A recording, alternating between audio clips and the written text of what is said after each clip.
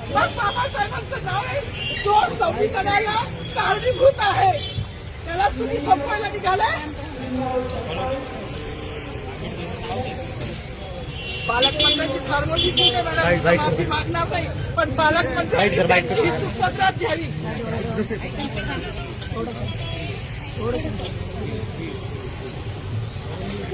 मला मीडियाशी घेणार नाही मॅडम, मला सस्पेंड केलं, मी माणूसचे कार्य उपसी मी माफी काम करीन पण बाबासाहेबांची ओळख पुसून येणार नाही. मला सस्पेंड करायचं करू शकता मॅडम. बाबासाहेबाला संपवायचं काम करायचं नाही. 26 जानेवारी 15 ऑगस्ट मध्ये मी नाही मानत पण लोकशाही मॅडम तुम्ही सुद्धा संविधानामुळे आहात. पालकमंत्री सुद्धा पालकमंत्री संविधानामुळे आहे.